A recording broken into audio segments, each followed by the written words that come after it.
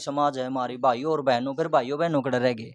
तम तो बहन होना तो लुगाई बनाना रहे, तमने शर्म को नहीं आंदी। असली बात तो यह है, जमा डूब के नाश हो रहा है आराम ज्यादा, इतनी गंदी गंदी गाली दे। मन खुद देखे हैं जो से ये गंदे गाने बना हुए हैं, स्टेज पे चढ़ के बोला माँ बोली की है, माँ बोली बेरा तुमने पहले माँ बोली की है। इंस्टाग्राम पे कई बार मतलब देखने को मिलता है, जमा डायरेक्ट गाली दे, जमा सीधी गाली। और साला देख रहे कोई बैन नहीं करता इन चीजा ना, कोई न्यूकनी नहीं भाई, जुलम है वो साला हर जमा वो चीज बढ़ रही है, आगे लोग दंदरे पड़े हैं।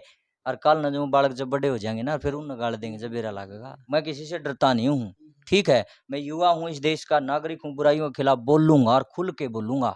और जिसने रोकना रोक के दिखा दियो। मैं किसी व्यक्ति विशेष के खिलाफ नहीं हूँ, ना किसी जाति विशेष के खिलाफ, ना किसी धर्म विशेष के खिलाफ, और ना मैं किसी का डायरेक्ट नाम लेंदा, लेकिन मैं खिलाफ हूँ बुराइयों के और बोलूंगा।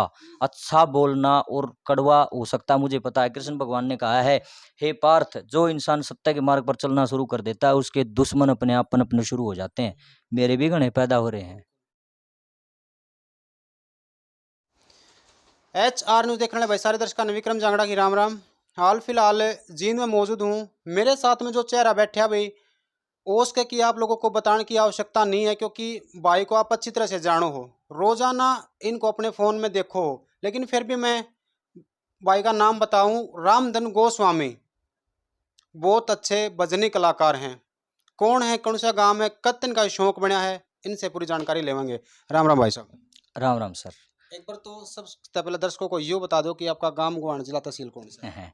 सबसे पहले सभी दर्शकों को मेरी हाथ जोड़ के राम राम है, नमस्कार, प्रणाम है। हिसार जिले में गांव काकसर है सर, जहां मेरा जन्म हुआ है। और अगर जींद से आप दूरी पूछो तो 18-19 किलोमीटर करीब पड़ता है।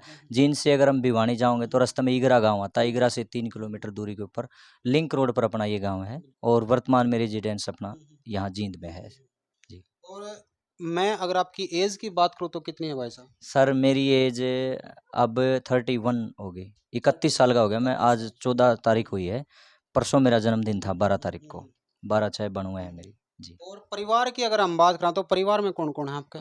परिवार में सर देखो, वैसे तो पना लंबा चौड़ा है परिवार। अच्छा। हाँ, माँ तो 2016 में जाली, 1 फरवरी 2016 को स्वर्गवास हो गया। पापा जी हैं, 7 बहनें हैं, 2 भाई हैं। और वर्तमान में देखो, अब तो सारे की शादी होगी, 7 बहनें हैं, वो अपने ससुराल में है। बड़ा भाई है अपना जो, वो गांव में रहता है। और अपने ई हाल में उरा अपना घर में मैं, अपने पापा जी और अपने 2 बेटे और वाइफ, सिर्फ यही रहते हैं इस मकान में। हाँ जी, फिलहाल यही है। देखो जैसे मतलब आज की अगर बात करा, जैसे आप युवा हो बिल्कुल, ठीक है, तो आज के टाइम पर देखा था जा तो मतलब कति गंद भरा पड़ा है। लेकिन आप इतनी कम उम्र में और इतनी अच्छी चीजों में कैसे आपने इतना बड़ा नाम बना लिया? बड़ा नाम तो क्या है नरेंद्र भाई, ये देखो प्रेम है। आप क्या नाम है आपका? विक्रम, सॉरी, नरेंद्र याद रहा मेरे, माफ़ी चाहता हूँ। तो विक्रम भाई ऐसा है, देखो नाम तो क्या है, प्रेम होता है सबसे बड़ी चीज़। ये लोगों का प्रेम है, आशीर्वाद है, लाड है।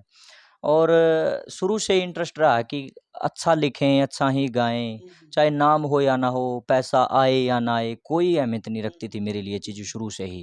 क्योंकि मैं बिल्कुल कसम खा के कहता हूँ ये बात तो, भाई हमारे पिताजी ने, हमारी माँ ने, हमारे गुरुजी ने शुरू से ही एक बात कही है, बेटा पैसे के चक्कर में गंदगी मत परोसना। हाँ, शुरू से ही मेरे को ये संस्कार दिए गए हैं। और बचपन से ये इंटरेस्ट रहा कि अच्छा ही लिखेंगे, अच्छा गाएंगे। लेकिन यूँ कौन बेरा था कि भगवान के दाता इतनी करड़ी बाँ भी परमात्मा पकड़ लेगा, लोग इतना भी प्यार आशीर्वाद दे देंगे। मतलब एकदम से स्वतः ही हो गया सब कुछ, पता ही नहीं चला कब क्या हो गया, एकदम से 4-5 साल के भीतर ही भगवान ने इतना कुछ कर दिया, कमाल है। एक पहचान दे दी, अच्छे एक मोटिवेशनल सिंगर के रूप में, जो मैं चाहता था वो हो गया। और वो कैसे हो गया, मैं खुद भी हैरान हूँ कि भगवान ने ऐसा कैसे कर दिया। कि कई बार हमारे संत महात्मा बताते हैं कि लक्ष्मी के पीछे मत भागो। हाँ, आप नीयत सीधी रखिए, लक्ष्मी माँ अपने आप आपके पीछे पीछे आएगी। और ऐसा ही कुछ मेरे साथ भी हो रहा है। मैंने कभी भी मतलब ना तो ऐसा कोई काम करने की कोशिश करी जिससे केवल और केवल पैसा ही आए ना, सिर्फ मेरा ध्यान रहा मेरे काम के ऊपर। अच्छा लिखूंगा, अच्छा गाऊंगा। जब प्रोग्राम थोड़े थे, जब नाम कम था, तब भी मैं स्कूल में टीचिंग कराया करता। 10-11 हज़ार रुपये मेरी सैलरी होया करती, उसमें मैं घर का खर्चा भी चल करता, इसी बात नहीं है। उस दौरान भी कलाकारी जारी थी मेरी, इसी बात नहीं है, संतुष्ट था मैं फिर भी। लेकिन लक्ष्मी माँ अपने आप ही मेरे गेल पड़ ली, चल बेटे मैं तेरे गेल आऊंगी, नीच सिद्धि है। तो आज मैं टीचिंग करने की जरूरत ही नहीं है, भगवान की दया से जितना मैं वहां से कमाता था उसका 20 गुना परमात्मा मेरे को दे रहा है, भगवान की विशेष कृपा है। और आदमी का देखो वह बात है भाई, बरदा को नहीं अपना तो वह बात है, देखो कहीं ना कहीं संतुष्टि तो करनी पड़ती है। हम संतुष्ट हैं परमात्मा की दया से। जो ये नहीं सोचा था कि इस लाइन में इतना भी हो जाएगा, भगवान ने बहुत अच्छा करता है। सिर्फ पैसा पैसा सब कुछ नहीं होता।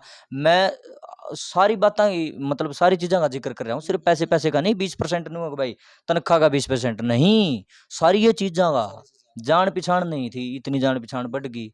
अच्छा दूसरी बात, लेखन इतना थोड़ा होया करता, थोड़े भजन थे, आज इतने बढ़ा दिए, भगवान ने बुद्धि दे दी और वह चीज़ बढ़ने लग रही है, घटती को परमात्मा की दया से। और ये मोमेंटोज वगैरह जो है, ये सिर्फ खाली मोमेंटो नहीं मेरे लिए, मेरी उपलब्धि है ये जो आप देख रहे हो चारों तरफ, ये भी बढ़ गए। तो ओवरऑल अगर बात करें तो परमात्मा ने बढ़ाया ही बढ़ाया है, भगवान की कृपा ये विशेष रही है अपने ऊपर। जैसे मैं अगर पूछूं कि मतलब आपने कितना टाइम हो गया इस लाइन में, मतलब टाइम तो सर ये लगा हुआ बचपन से ही है इंटरेस्ट तो मेरा, लेकिन मेन फोकस ये लगा हुआ आप करीब 15 साल मान के चलो आप लगभग। +2 के बाद ज़्यादा ध्यान देना शुरू करा मैंने इस लाइन पे। और ये लगाओ 2010 से लेकर के 2020 तक मैंने टीचिंग करी है। 2017 में अपना गाना आया था, ये मिलते नहीं दोबारा रे करो माता पिता की सेवा, ये भजन आया था। उससे पहले 2017 में एक भजन और आया था विधि देशवाल का, बता मेरे यार सुधा हमारे भाई गणे देना। इस भजन पर उस टाइम कोई भजन नहीं बना था, तो मैंने ये धुन उठाई वहाँ से और इसी पर ये भजन लिखा, ये मिलते नहीं दोबारा रे करो माता पिता की सेवा। और इसको लाइव गाया था मैंने बहादुरगढ़ में 8 नवंबर 2017 में। वो जैसे ही वो एक चैनल वाले भाई ने डाला था, वो इतना वायरल हो गया, एक रात में उसके 3 लाख व्यूज हो गए। साथ यहाँ गए ये बताइए, समझ में नहीं आ रही थी कि ये है तो कौन, क्योंकि जो जाने हो तो पहचान समझ गए थे, लेकिन ये विधि स्वामी क्या नाम था उसका, विधि विधि देशवाल का नाम आने के बाद में तो जरूर जानेंगे होंगे कि ये कौन है। तो आप जान गए भाई, और जो जाने हैं एक बार कमेंट इनके लिए जरूर लिखो भाई, कौन कौन जाने इसने। और यो आप देखने लग रहे हो चारों तरफ दीवारों पे, ये दीवार नहीं, ऐसे ऐसे घर के सारे कमरे भरे पड़े हैं इन शील्डा पे। भाई साहब इतनी जो या मतलब उपलब्धियां आपने इतने थोड़े समय में कैसे हासिल करी? कैसे, तो ये तो लोगों का प्रेम है सर। देखो जहाँ भी जाते हैं हर आदमी, प्रोग्राम होते हैं छोटा हो बड़ा हो तो सम्मान तो देते ही हैं। देखो पैसा मेरे को इतना प्यारा नहीं लगता जितने प्यारे ये मोमेंटोज वगैरह जितने भी रखे हैं, मैं बड़ा प्रेम करता हूँ इनसे। साफ सफाई करना, इनको लगाना, एक भी मोमेंटो ऐसा डैमेज नहीं मिलेगा। मैं बहुत सारी कलाकारों के घर पर जाता हूँ, कई बार अपनी आंखों से देखता हूँ, मान लो शील्ड टूट गई, खाट के नीचे गिर रखी है, धूल में धसी पड़ी है, मूर्ति दे दी, शीशा टूट रहा है, फेंक दी बाहर। नहीं यार, कितनी अच्छी चीज़ है ये, लोग कितना प्रेम से सम्मानित करते हैं आपको। पूरा गांव पूरी पंचायत मिल करके फोटो लेती है, बकायदा आपके सर पे पगड़ी रखती है, आपको मोमेंटो देती है, और आप उसको फेंक रहे हो। बिल्कुल मैं तो लाइक नहीं करता। घर चाहे ठुक गया अपना, यू कमरा देख लो आप, इसमें कोई जगह नहीं रही कहीं भी लगाने। उसके बाद इतने मोमेंटो और अंदर रखे हैं, आपको मैं दिखाऊंगा बाद में। तो चाहे कितनी भी हो जाओ मैं इनको फेंकूंगा नहीं, ना इनका अपमान करने देता। अपने हमारे बच्चे भी ऐसे हैं, वाइफ भी इतनी बढ़िया है, पापा जी भी, मतलब पूरे घर क्या ना शौक है इन चीज़ों का, बिल्कुल ध्यान रखते हैं छोटी छोटी चीज़ों का। ये छोटी चीज़ दूसरों के लिए हमारे लिए बहुत बड़ी है, हम इनको बड़ा सराखों पर रखते हैं, लोगों ने प्रेम दिया है, तो इसीलिए लगा रखे हैं ये सारा। आज और आज का युवा की अगर हम बात करा तो युवा जो है आजकल मतलब गाने गुने गाने में हरियाणवी में इनमें ज्यादा ध्यान रखा है, जी सर, लेकिन आपने एक मतलब भजन लाइन को ही चुना, ये भजन ही आपने गाए, जी क्यों? बस मेरा शुरू से इंटरेस्ट सर इसमें भजन लाइन में ही रहा है, शुरू से? क्योंकि हाँ मेरा मतलब ये था, सपना ये था कि मैं बड़ा होकर के, चाहे मेरा नाम हो चाहे ना हो, चाहे मुझे कुछ मिले या ना मिले, लेकिन मैं अच्छा ही करूँगा, मोटिवेशनल सिंगर ही बनूंगा मैं बड़ा होकर के। चाहे दायरा मेरा छोटा रह जाओ, कोई ज़रूरत नहीं, मैंने फिल्मा में गाने की भी ज़रूरत को नहीं, चाहे मैं वहाँ पहुँचूँ ना पहुँचूँ, सिर्फ मेरा मकसद ये रहा था कि मैं अपने समाज के लिए कुछ करूँ। ज़्यादा तो मैं कुछ नहीं कर सकता, ना तो मैं खिलाड़ी बन सकूँ था, ना मैं फौज में जा सकता, देश के ऊपर शहीद होना या उनके देश के लिए लड़ना वो भी नहीं कर सकता था, मेडल भी नहीं ला सकता। तो कम से कम इतना तो करे सकूँ यार, भगवान ने मेरे को कलम दी है, परमात्मा ने आवाज़ दी है, हौसला दिया है, ये हुनर है, इसका फ़ायदा उठा के मैं अपने समाज को कुछ तो दे सकता हूँ। शुरू से ही सर मेरा इंटरेस्ट रहा है, और जो रचनाएं आज भी मेरी यूट्यूब पर आ रही हैं, जरूरी नहीं है कि वो ताजी ताजी लिख के पेश कर रहा हूँ मैं। ऐसे ऐसी डायरी, ऐसे ऐसे रजिस्टर आज मेरी अलमारी में आपको रखे मिल जाएंगे। सन 1998 के, सन 1999 के, बचपन से शौक है मेरे को। बनवा में मेरा जन्म हुआ है, 6-7 साल का था जब मड़े मड़े मड़े मड़े थोड़े थोड़े भजन लिखने लग गया था मैं। इसी बूंदी लिखाई थी उस टाइम भी पड़ी है कापी, मैंने फेंकण नहीं दी, मगर ना धरो इन्हें जरूरी है ताकि ये याद रहे। कई बार कोई कागज निकला, घर की सफाई करा, कई बार आपकी भाभी कह दे, कई बार ये देखिए कागज सा के है बगा दूंगे ना, बगाओ न मखाई, बचपन की याद है मेरी। इस पे क्यों उन पढ़ा नहीं, हंसी आओ यार, इतने सिंपल लिखा करता पहले, ज्ञान नहीं था, सीधी सीधी चीज लिखा दे। और मेरी खास आदत एक हो रही है सर, जिस तारीख ने जो भजन लिखा है ना, उसके ऊपर तारीख जरूर लिखी मिलेगी, ये मेरा रूल है, तारीख जरूर लिखता हूँ मैं। आप मेरी कदे भी कोई भी डायरी चेक कर लियो, उसके कोने पर मैं तारीख जरूर से जरूर डालता हूँ, वार और तारीख और सन महीना जो भी होता है कंप्लीट लिखता हूँ, ताकि मुझे याद रहे कि ये इतनी तारीख ने बनी थी या चीज, उस टाइम इतना माइंड काम करा करता। तो धीरे धीरे धीरे धीरे बढ़ोतरी होती है, तो कोई जार रचनाएं होगी। जैसे आप भजन गाओ हो, बहुत अच्छे भजन भी गाओ हो, एक तो एक बढ़िया हुए हैं, और सारे जो है ना मोटिवेशनल भी हुए हैं। लेकिन व्यूज की अगर हम बात करें तो हो सके है कि इक्का दुक्का व्यूज जो है ना मतलब वायरल भी हो जाए, नहीं तो सारे थोड़े रह जाओ रहे हैं। लेकिन गाने जो हैं वो एक तो एक बढ़कर व्यूज उनको पर आ जाए, तो आपने मतलब न्यू नहीं लगता कि मन ने भी सिंगर ही बनना था? बिल्कुल भी नहीं, अगर न्यू लालच करूँ तो घर में भजन लाइन में के लेना, और या तो सीधी सी बात है, फिर तो मैं भी उसी लाइन में पाऊँ।